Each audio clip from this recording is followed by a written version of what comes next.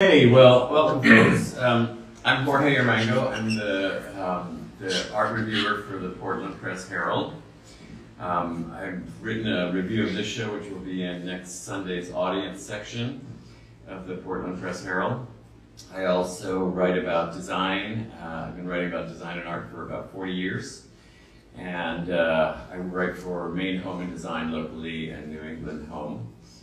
And that's me, and then this is Charlie Hewitt. Nice to have you. I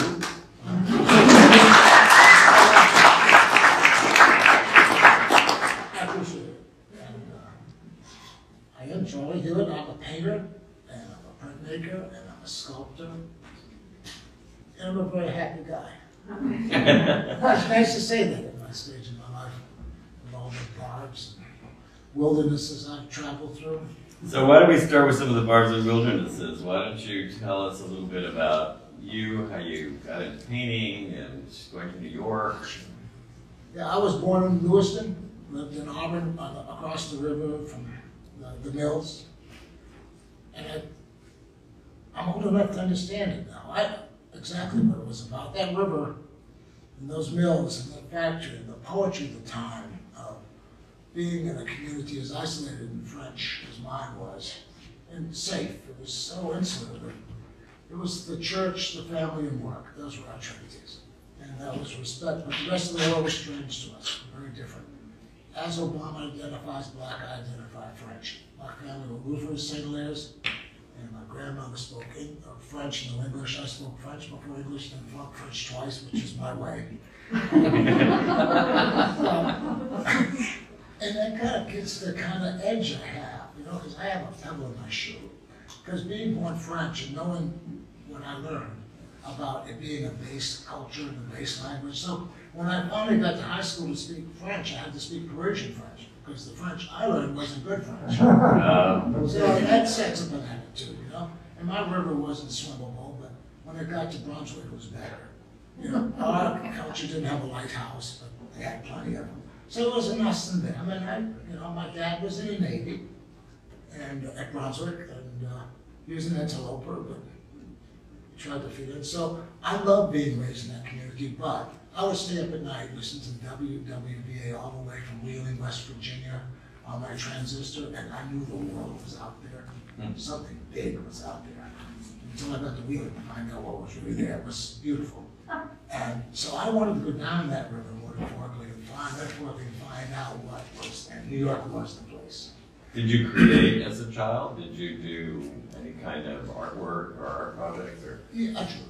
Yeah, there was not much. I mean, the French culture, there were no museums. You know, Bowdoin, when I got to Brunswick, was the first time I saw a museum. I didn't know you did that kind of thing. Our culture wasn't that way. The French Canadian didn't have it. The British had it. Right. It was a different place. So I really appreciated having an edge. But by the time I got to New York, I needed one. It was 1969. You better be ready for it. It was coming at you in spades, and for a long time. We're talking about a time. I mean, getting a card with you in colors for your show was like amazing. A catalog was so Cadillac. I mean, nobody did that. Plus, it was this tumultuous time. I mean, the race stuff and just socially and politically, it was really crazy. I was walking down the street on 8th Street with my girlfriend, and they blew up the building on 9th Street next to, this townhouse, the Weatherman. Yeah. Oh, right, 12th Street. I mean, I was painting on 8th Street in my studio, and I heard this noise down the street. I was a block and a half from Stonewall. Right. I walked down and I saw these men with wigs whacking on cops with bags. It was like the whole world in 1969 was upside down. It was crazy. And that went on for nights. Wailing sirens. Angela Davis was in the tower at this police station. The Judson Memorial. Judson Memorial. Right. In Washington Square Park. They were walking around screaming. So I got into this world. It was great. And the sexual revolution was on, and I was going to be a foot soldier and fight my way through that one. Everything was just what I needed. I was so far from Lewiston, it was amazing. There was no coming back. And there was a community too. Right. We don't have town at that time. Right. There was not a lot, and we shared it. if you had 20 bucks, you needed a job or a place to live, you could out of the bar, and you found it. You got a job. So when did you start seriously thinking about doing art? Instantly, as soon as I got to town. I went Did you paint? You hadn't studied painting, right? no, I went to college, I played football, and went to a small conference, a coal mine conference in West Virginia. And I played ball, and that was, I just was not going to be a coach, so that wasn't going to work out. So a couple of years of that, I got scholarships doing that. And then I became an artist, and then it was during the Appalachian program, so they got scholarships for Appalachian kids to go to Skidmore colleges for a summer program.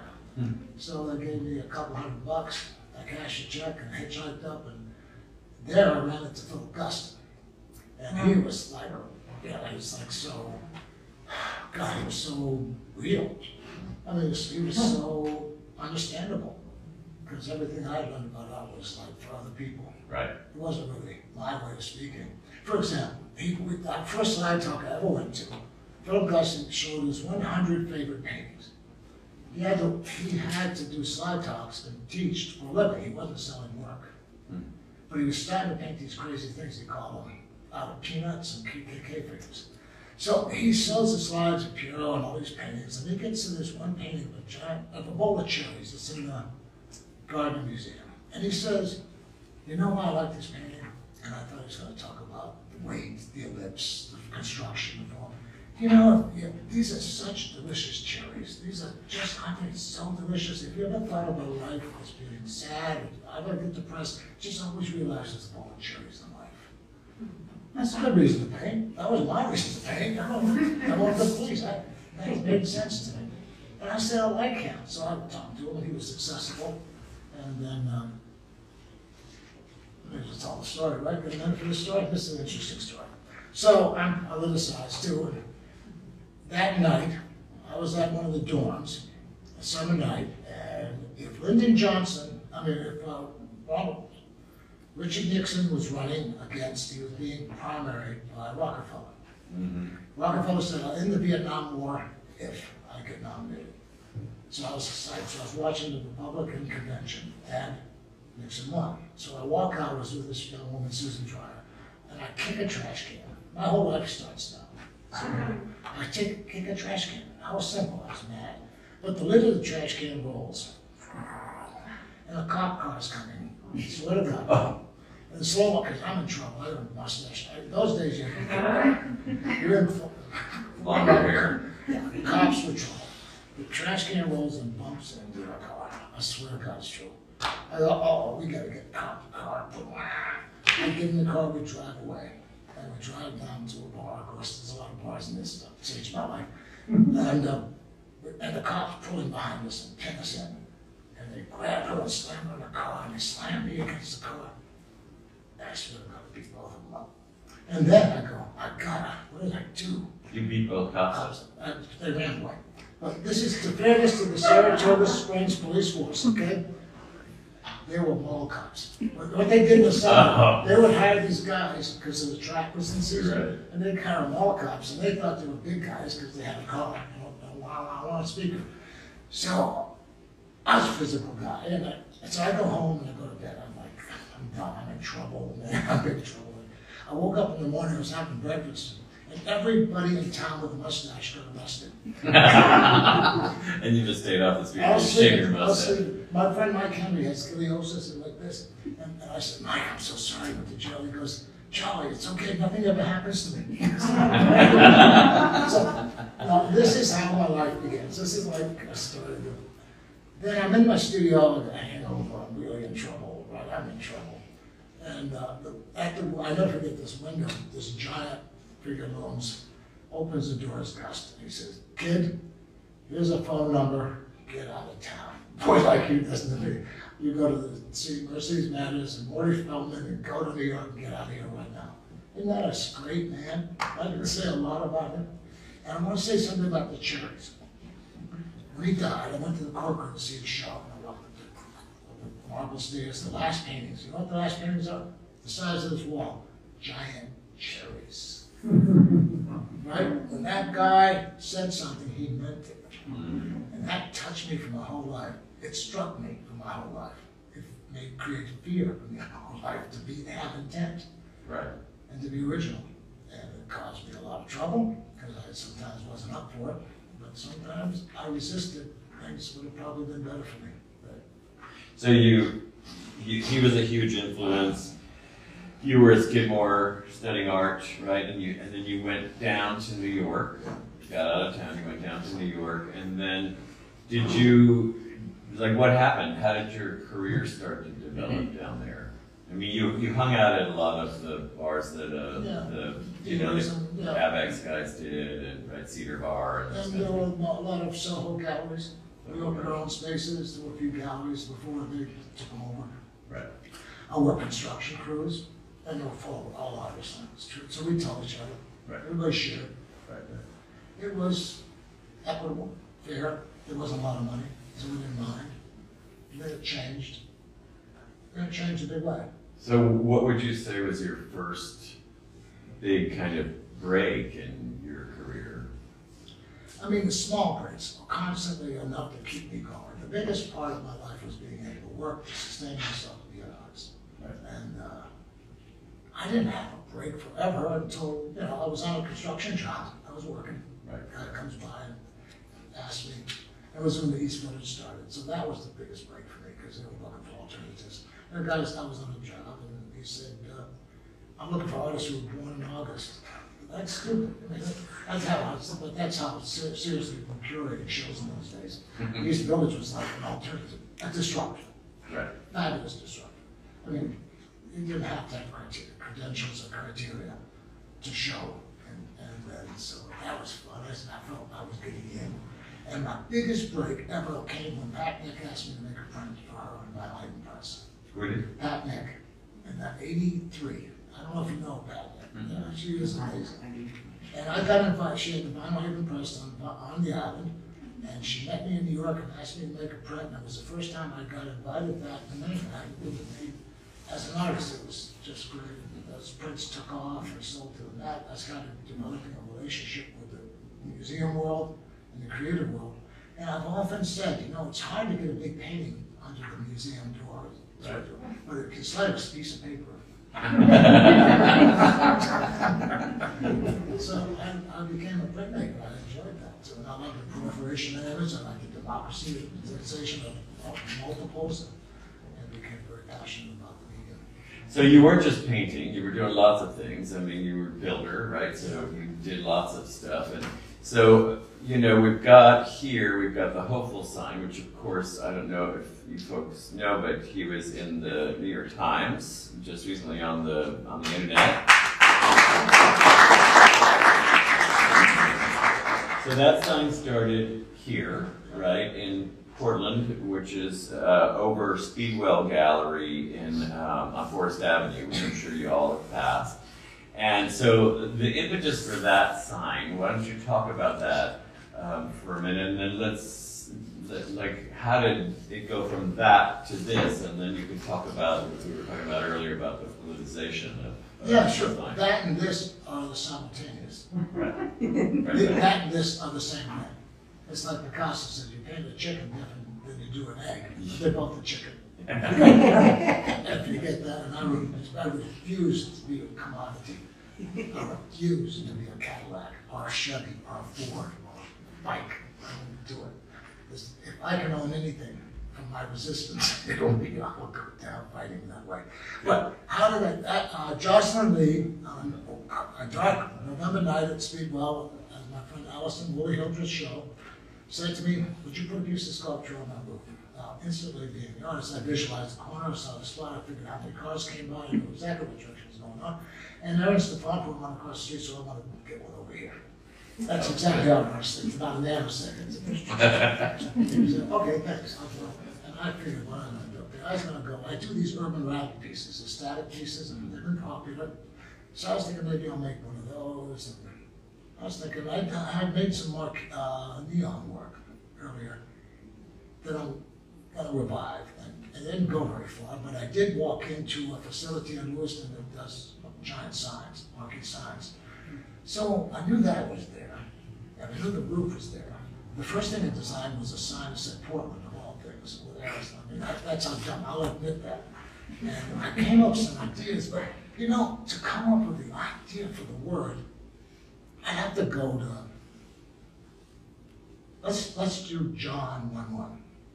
In the beginning was the word. And that is so creative. That is like, call me Ishmael. Right. That is a great opening line. Yeah. Why would you fill that in with anything but an emotional intelligence? Why do I have to describe any more than, that's more creativity, the word. Right. The word found me, and I've been living up to the word since I put it out.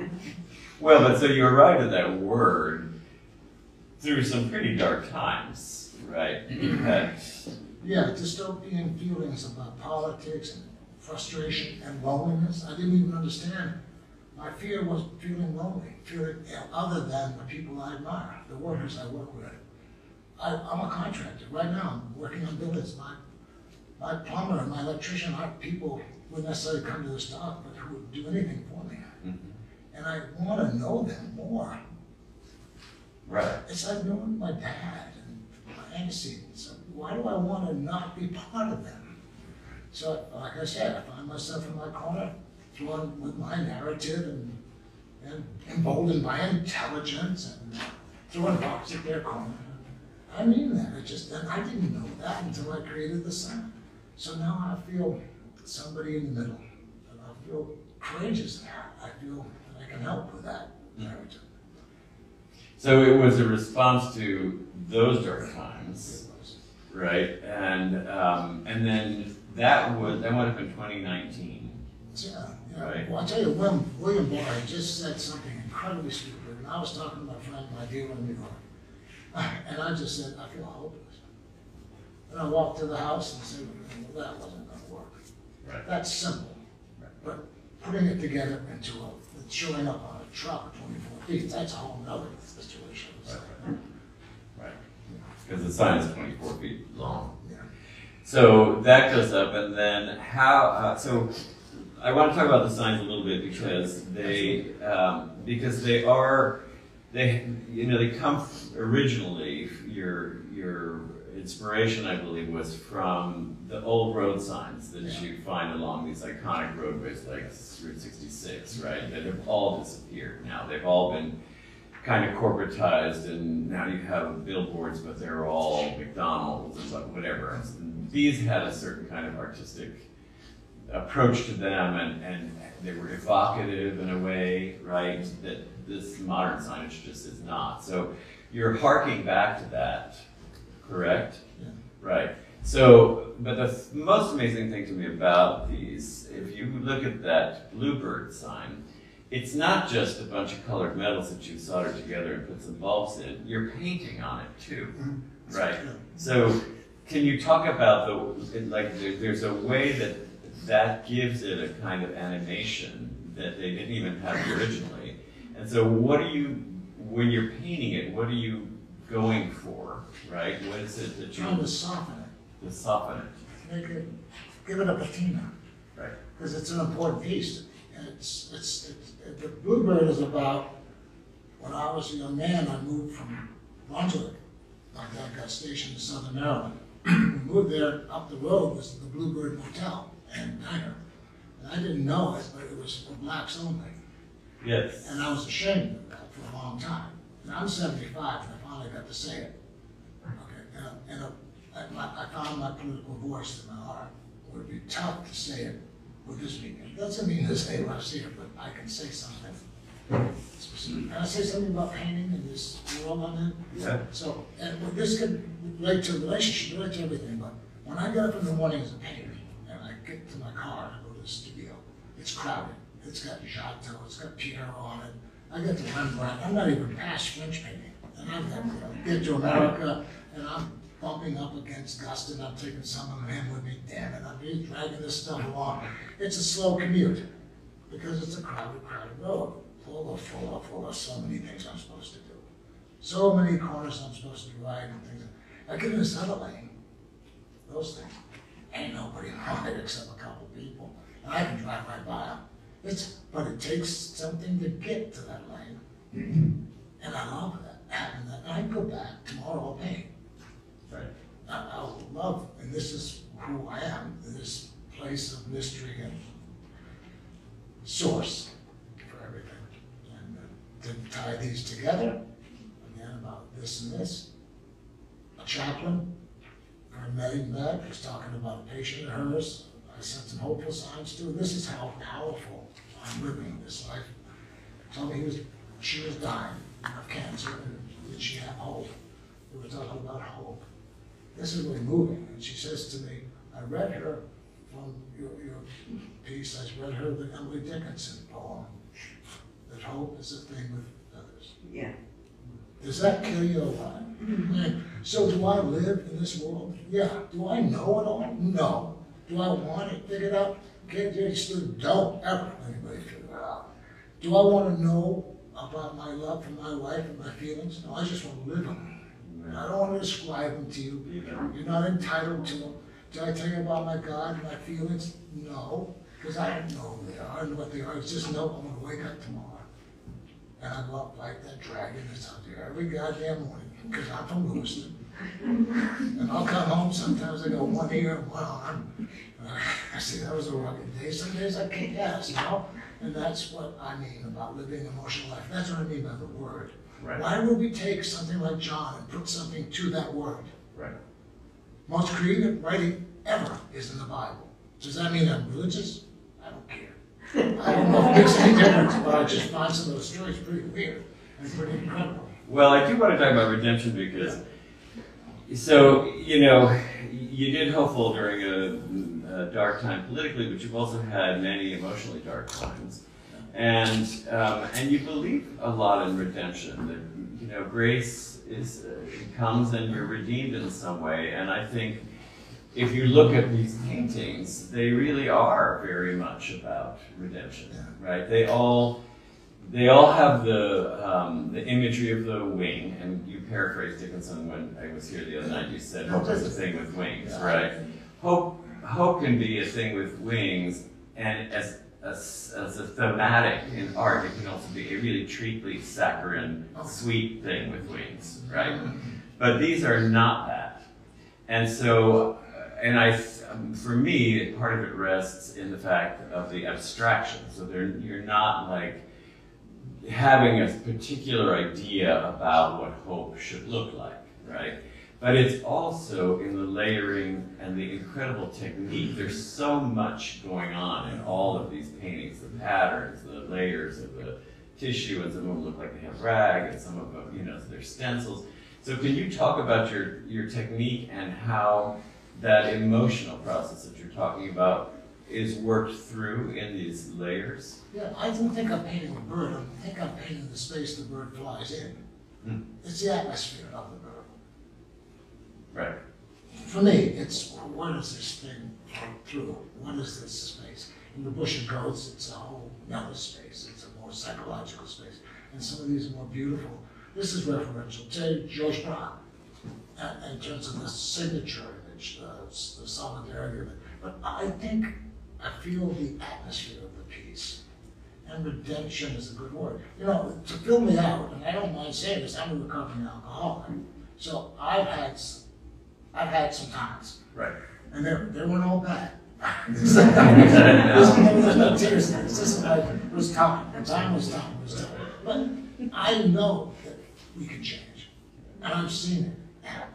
And I've seen people fall from grace and get back into grace. So the world is ours to own, and but it takes our power to do it. I believe in a higher power. And I think this is an interesting point for me. I decided at one point, I said, I'm just tired of painting flat on abstraction.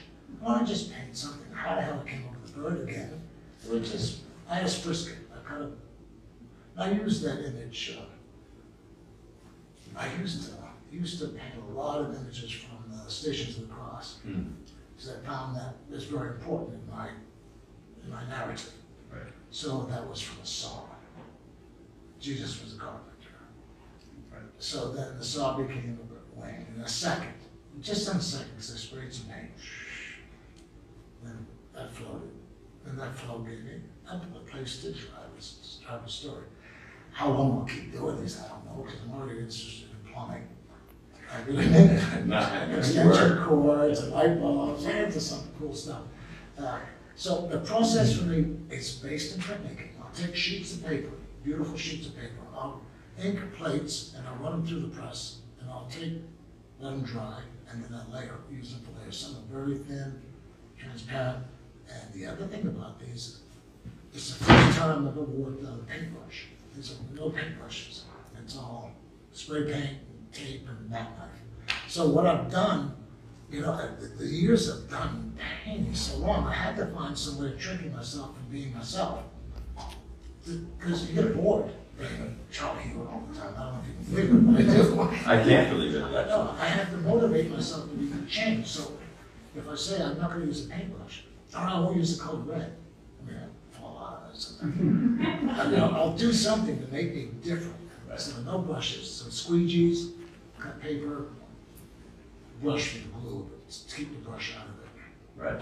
That makes sense, right? Yeah, totally. So there's a lot of technique here involved, and I find it really interesting that you weren't working with paintbrushes. But the other thing about the wing imagery that is interesting to me in all of these, if you look at them, most of the time, like here, it's right up on top of the layers, right?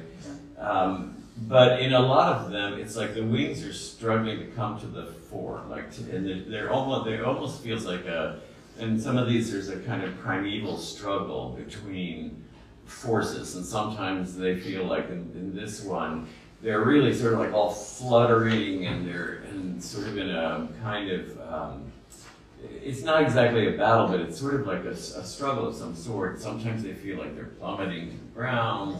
Sometimes they're like Icarus or Prometheus, or right there. There's all of this archetypal right images of struggling between good, evil forces like that, right? And toward redemption, right? Ultimately, get that. Right, exactly. But the attempt is better than the realization, because who wants to be there? Right.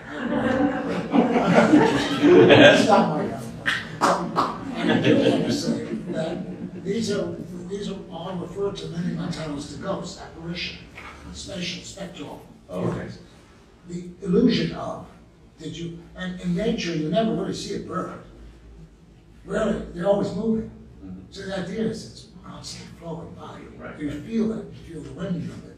If you get as close as you can to a bird this size, it'd be really something. And so I thought that there's more like an abstract sort of movement. Grace, dance, aspiration, a good word. Right, right, good. And I wanted to be pretty. I was just interested in making pretty things.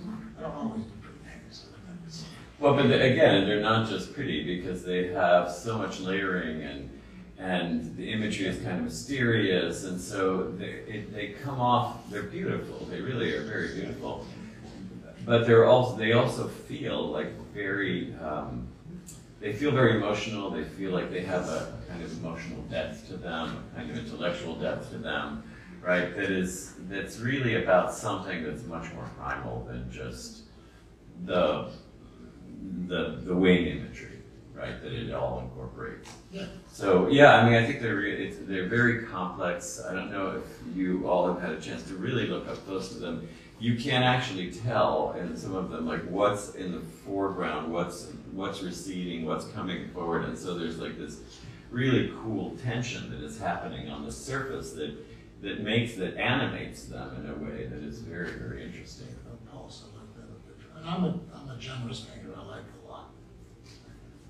I can be stingy in other mediums, but painting, I just really, for me, it's a great big dance. I love a big something. When you get to the big ones, the bigger the better. And it's like I'm wrestling with a bear. I figured out problems, complaining, talking to myself, playing music. Right. Good stuff playing here.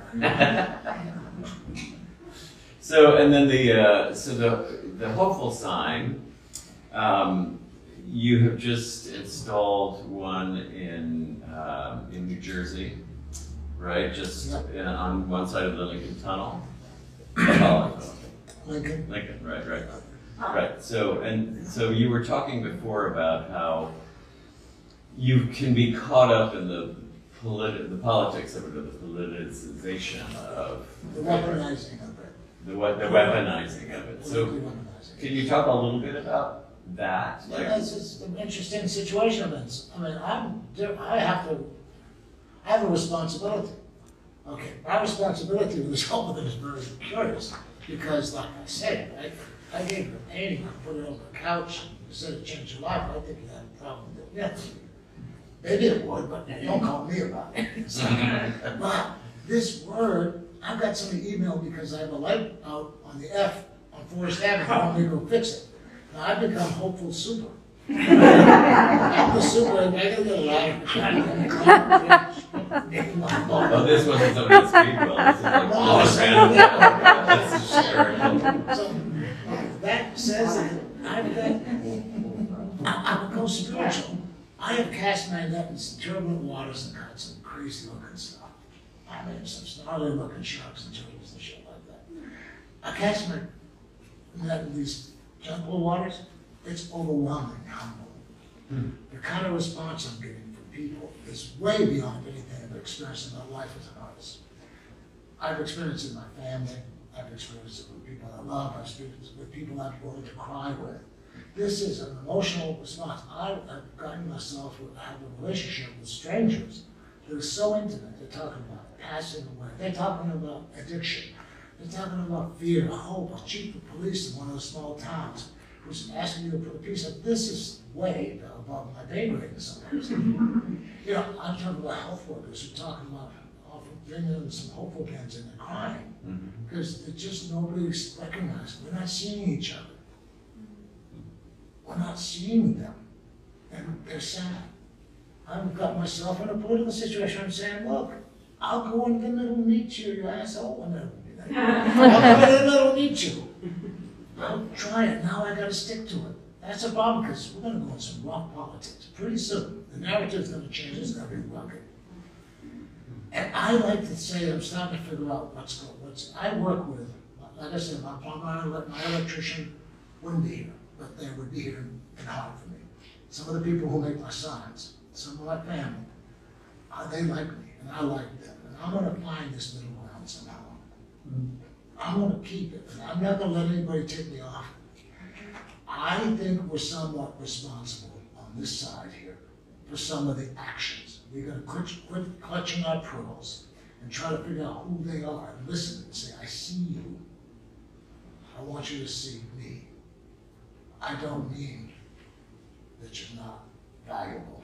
I don't mean that your music's no good or where you live is not important or what you eat. I'm kind of moved by this new feeling because I like it. And I'm an old hippie. I liked it the other side, throwing rocks and everything. Now I find myself in the middle ground and a voice for it. Right. Well, the thing is, you're calling it politics, but in a way, it's really a universal theme, and we've been so bombarded that it doesn't matter, like any side can relate to that word, right? We're just exhausted. We're exhausted by COVID, we're exhausted by politics, we're exhausted by natural disasters, and it's felt so kind of apocalyptic that for that to go up, people's response, it relates to absolutely every soul, unless they are just plain cut off somehow. And there's certain percentages you are. Right. Just there's on both sides. Right. Let's just say it. Sure. It's just not going to be in the middle. But there are possibilities for us. We're going to go through hard times. We're in a time of great disruption. And we've gone through times of great disruption. I knew Alger Hiss. He spent 4 years in jail. He was supposedly seeking secret files of the pumpkin. I mean, he was the most gentle man you've ever met. These things happen and we get better for them. They come back again, we get better for them. We're more inclusive to the African American community now because of what trials we've been through. More inclusive to women because of the trial. We're more inclusive to gay and lesbian people. We're more inclusive. Every one of these is a step in the right direction, but they cause pain. We've had an African American president. That is probably part of why we're going through what we're going through. Oh, no doubt. Yeah, if you read Beloved, you can relate to Michelle Obama being 6 generations from being a slave. That is a great country. Why don't we talk about those things and leave each other alone on the other side? Quit kicking. I'll say it, I'll put it out there for everybody to discuss. And I came up with this because I was looking for answers. In 1944, Aaron Copland wrote Fanfare for the Common Man.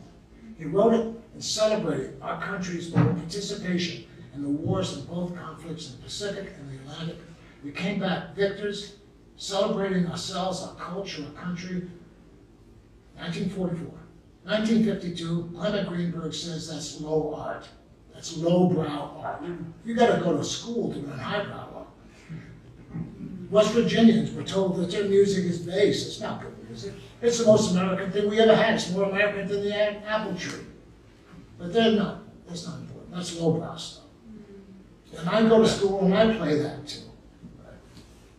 I'll tell you real quick. Now, in 1969, 1971, I'm working for Bernie Dannenberg. And Bernie Dannenberg has come up with the idea of having a show at the Brooklyn Museum of Norman Rockwell paintings. Oh my God, it was horrifying. I mean, I was going to say that. No, it was like, now I'm working in a gallery in the basement, packing these paintings to go to the museum. Now, I think this is a normal way. You're going to see the image. I got this painting of this grandmother and a grandson at a diner praying while they're eating their meal.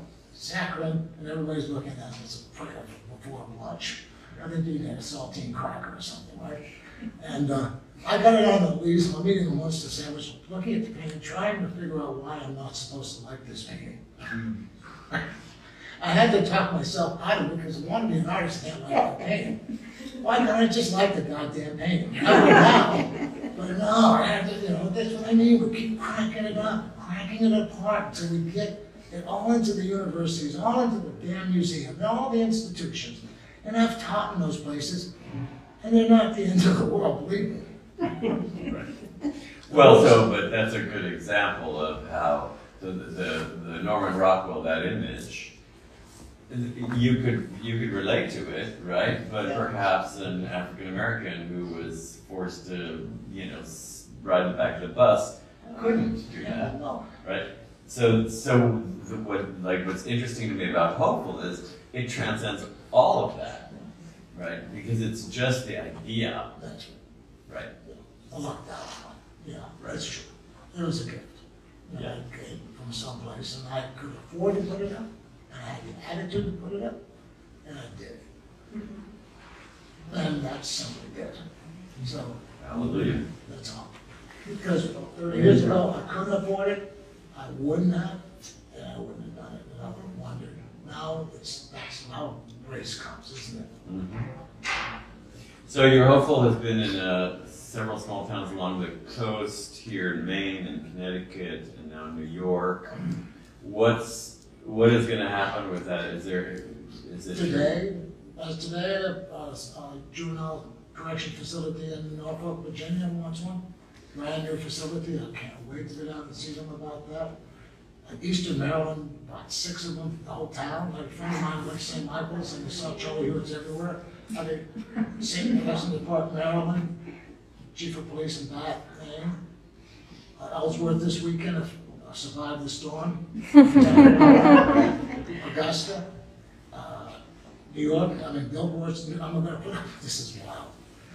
Kate, my wife, we used to work at Times with this woman named Lisa, and so it was around just before the holiday, and Lisa is a character. So I said, call Lisa to see if she got any billboards. Well, Lisa had a billboard, and she had 2 billboards.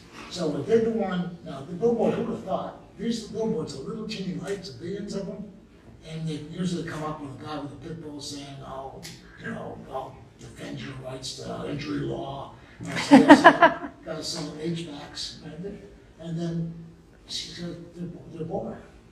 So put a Hopeful up, and it looked like a landscape. Oh my God! We drove down just to go see it. Driving around till we got it right. So with that in place, by doing that, after incubating in Maine, it's important to understand I had to incubate here for a couple of years because I didn't know what I was going to say. It's taken me forever to figure out what to say. I have to get speeches when I write it. And my wife's a good director. She doesn't say you're cute. She goes, "Charlie, no, lighten up on that part. Go over here. What?" She's up there, So by the time I got out of bank, I had a deal. Down pretty well, I was really going for it. So I thought I was gonna run for governor. I thought that'd be a good idea. I have no ego problems. No, that was stupid. But our good friend Tom Platts and I were talking about that idea. He said, Charlie, just become an influencer with your art. I said, I will always vote. I'll canvass. We'll have a good discussion over Thanksgiving dinner. But I never thought art could be important that way. So I'm trying this out too. Stay in the middle, hold my temper, not be Charlie Hewitt. Like it's a little woman you've hired, hopeful. That's a celebrity. I'm Charlie Hewitt. I'm just a human being out here. I'm trying not to muck things up. And so that relationship is where I'm at. Now, I just rented a billboard in Newark for 1 year. I haven't been able to add up how many times it's going to be. It's going to be a lot. And I think it's going to be fun. So something is going to happen in 365 days because we're going to go through some rugged times, discourse, some conflict, misunderstanding. So and now I have the ability to put up billboards, big 30-foot signs, 8-foot. I'm making So I think it could grow into something a little bit larger than now. Right. And I told the Times only, and I want to make this statement about Maine. I said it only can happen in a state like Maine, where we're so close, and we have such difficult climate. We have economic disparity, but we have to work together. Whether we know it or not, Maine is unique, and they love us every place. So we should understand that we're seen as authentic, and maybe something in the wilderness, a voice somewhere coming out of our kindness. We have town hall meetings where we either look at each other in the eye to talk to each other. You just can't throw something off on the internet. Mm-hmm. And this is a kind of, I like being able to, I don't want to wait till the summer to come to find out what's going on in the world. You know what I mean? Yeah, totally. They're going to come up and tell us anyway. So I don't have any sense of time. I haven't been timing, but should we open up for questions? Are we about, yeah? Are you all falling asleep with it? Yeah, we're just gabbing up here. Yeah, So, do people have questions for Charlie? Yeah. I was just wondering what inspired your color palette? For the hopeful? For this one in particular right here. I responded, that's a red color down there, the rosin paper, it's construction paper. I put that down, and everything that comes off my first placement of color, so I respond to it. Yeah. Makes sense. So, somewhat brighter palettes. So it develops from the first thing. Yeah, I lay down abstractly and shape, and then I build on top and respond. So you're not starting with sketches or anything, you're just, it's all spontaneous. Yeah, I couldn't possibly figure that out. I mean, I could, maybe now, I could draw an actor, but not before. I don't work. I'm intuitive, right? And then, so, yes. Hey. Hi. Where did you work on these? Where's your studio? I have a studio in the bakery building down here behind Artemisia's. What's it like? What's it like? My studio? Yeah. Oh, well, is it, my studio is actually, is it like crazy or is it friendly? It's just a studio. I've got tables and it's not very chaotic actually. My dad was a mechanic, so I've learned after a transmission job to clean up everything, so I'm like, let's just sweep up. Because the truth is, I hate taking old memories to the next day, process memories. I paint my floor, I paint my table, I'm just very methodical, very consistent. But I have a new studio too. I just bought a greenhouse on Redwood. It's cool. It's the electric greenhouse. And, this is a new thing I'm working on. This is really cool. This says I like to talk to artists and people about the relevance of being here. I mean, I can take that greenhouse and filling up with these marquee signs, and I'm lighting it. It's like, it leaks like crazy. The city's going nuts over it. But I'm gonna win this one. And I'm lighting it up, and it's really cool. You have to go far to see it, and that's exactly what I want it to be. It looks like candy. It does. It looks like hard candy, very hard candy. So my wife and I will drive by once in a while just to go look at it. So I feel like I have Liz's corner lined up, I have Forest Avenue and lined up that way. Fantastic. Yeah. Well, I have a, it's kind of a good question, and that is, what are the things about making art, whether it's sculpture, painting, printmaking, and all the other things you've done, that you always soar inside, you always feel great when you do it? Which ones? Or all of them? It's, you know, I like being alone by myself, making my moves, and I don't even know the time. I'm ageless, timeless. I have a very nice brain when I'm alone. And I play as Mark Knopfler and Lou Harrison. I just drift. I like that place. And I don't even know what I have till the next day I come in. I feel like Ellsman and worked at night sometimes. It's fluid life. These pieces, the marquee signs, you know, they're done on, you know, a piece of typing paper, I do a drawing, and it comes back on a tractor trailer truck. That's a whole different thing. You know, so that's a sculptor's process, though. I've learned that that's necessary. So it comes back on the tractor trailer truck and then you paint on it. Yeah, then I work on it. Or I go up there and spray it. I have this neocraft places. I'm so lucky. This is a giant facility, and they're really into me working there. You know, it's good. But I have a great life because, you know, and I haven't always loved it, but I've always admired it, the difficulty of it, and the people who I know in it. And I've known some famous people, but there's some incredibly important people that you'll never know, and I'll never forget.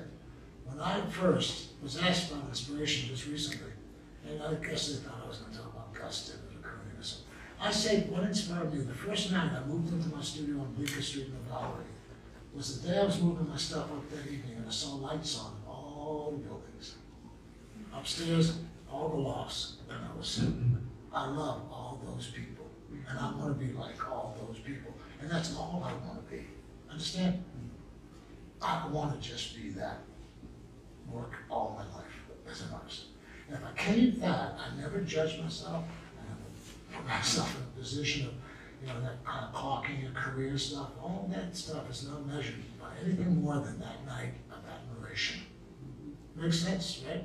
So you understand the feeling, the sentiment is so strong in me still. Sure. And I hope we're all still working. And some of us had to work day jobs. We see each other in the mornings going off for toolboxes. Some were lucky enough to stay, but we're all together.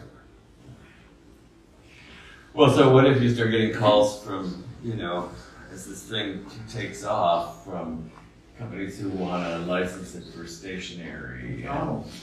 What's that? McDonald's. Yes, Well, it's exactly. kind of like I heard it through the They need help with grapevine. their sign. With that? They need help with their sign. Yeah, Yes.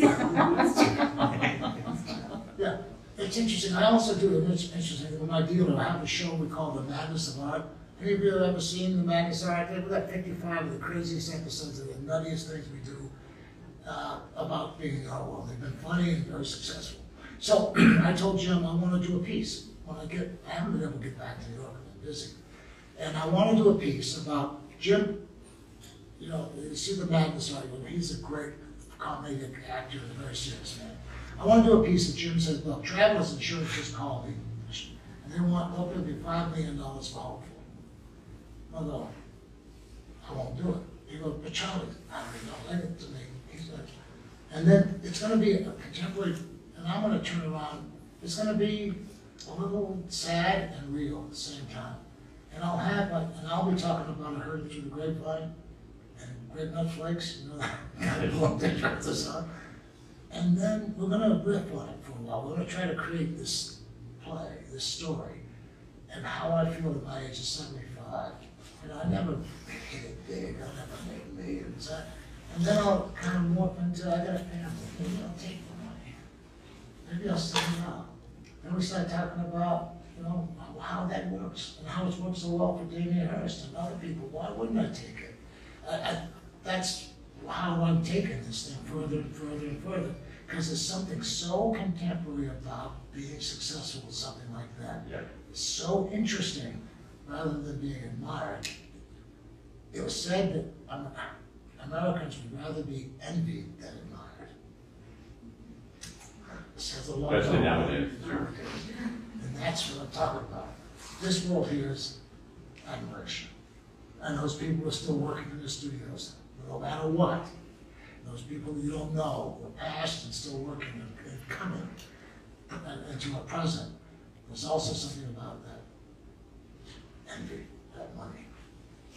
Well, it also becomes more difficult to remain humble, I would imagine, about things because with the pressures of social media and this kind of constant marketing lists and all that kind of stuff. I mean, so the Times article comes out, you're going to get 50 other calls from people who want to commodify the whole property. We don't know. AP's got a piece coming out. This Aaron just ran something. I don't know what's going to happen, but I know I used to teach, and people want to know more about my relationship with Jeff Combs, who could be probably the dumbest man you ever met, right?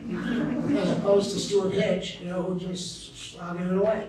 And I know what we're talking about, kids. You pay from MFA, you want to be like Jeff. Jeff said to me one night, we were drinking, he goes, I go up, I tell you a story. This is who he is. So I come up, I'm doing demo work on Dusty. Of course, it's a bar, right? And I come to the bar, I got a $280 check. I'm signing to the bartender, signing.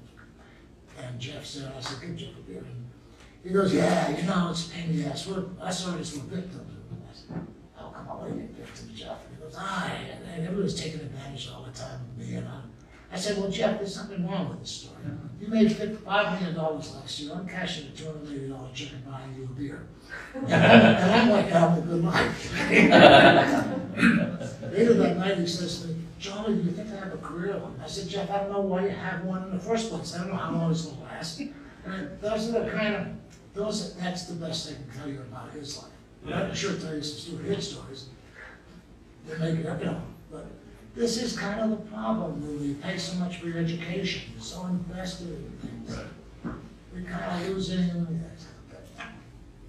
Sorry. No, that's well, I just want to make sure. Yeah, I had a quick question. Yeah. Charlie, you said you found your voice with Hopeful. I think that's really interesting, finding your voice as an artist a little bit later in life. Congratulations. Can you talk a little bit about that, or were you surprised? I wouldn't say that's my voice, but that's the clearest message I've ever had back. I mean, I have a voice as an artist, but I really get the kind of feelings, the output, the emotional input I get from it. And I like it because it's high-low, it's a low art form. When I'm talking about that thing, you don't have to have MFA to like it. So I'm hearing a type of voice that I like being part of. That's what I'm saying. And I'm willing to be there with it. I made the piece almost 3 years ago. I moved past it. I wasn't even interested. I just doing cowboy boots and stuff. And all of a sudden I'm being drugged back to this. And it's interesting to me that because I'm hearing it now. My wife told me, she said, Charlie, take it seriously, because I would be kind of glib about it. And she said, people have more invested in it than you know. And I didn't know that was a responsibility as an artist. Can I tell you a real quick story, okay? Really quick to explain what it was. I was supposed to do a piece for United Way in Bangor. And United Way's been using it, and they were going to do a fundraising Zoom call. And Friday night, we were going to have a rehearsal for the Zoom call. There was a fundraiser for them to raise their money the next day. And I didn't think about it, because I could say, I'm fast.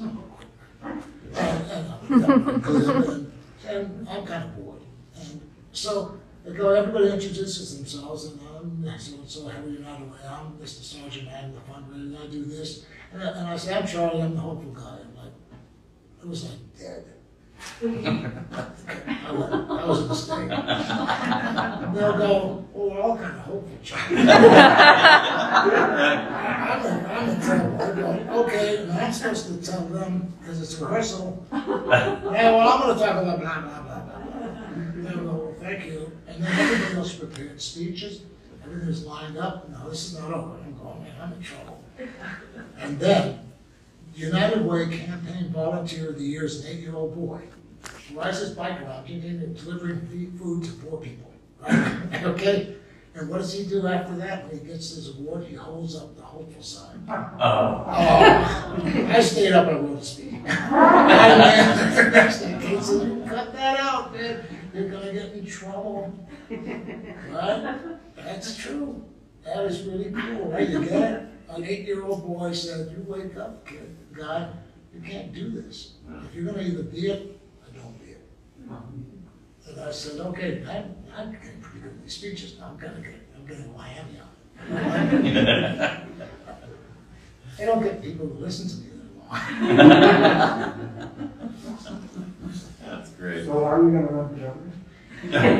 Yeah, right. No, but Question was, are you going to run for governor? you know what I fantasy, just real fantasy would be? To put a piece up someplace, say in Augusta, and invite Janet Knowles and Paula Page to come to speak at the lighting of this beautiful sign. And I'd like to be able to set this thing up by talking about this light stronger than that darkness. This message more compelling than that fear. This corner is dark, let's meet in the middle. Let's be ashamed of ourselves for creating fear. I would like to be there for 1 minute in my life to make a difference and say, stop it. So stop it. Because I lived across the river from all the Page. We were all working the shoe shops, our families are the same people, had the same father, the same upbringing. And where we ended up is so interesting to me. And so that's, I gotta be careful how I do it, but I think I can do it with kindness and clarity and speaking of grace and redemption and those kind of words. You could do that on the Senate floor too. Might help us a lot. Yeah, and get across the Congress, right? Anyway, the other thing is, as artists, we can be more than just voters. We can be participants. We can be influencers. We can get out in our narrative. Sure. That's what I'm trying to talk. We're all artists. You're interested in art, you wouldn't be here. So that's what I've been saying. You know, as businessmen and women, we can do that. As critics, we can do it. We all can participate somehow, so we don't get knocked off our feet when this coming cycle comes up. And we wonder, grab our purses and our pearls and go, "Oh my God, what are they doing?" No, it's not they. They are us. Understand, they are who we are. We're the same cloth, we're the same soul. We just gotta see each other. And maybe that can help. And you're like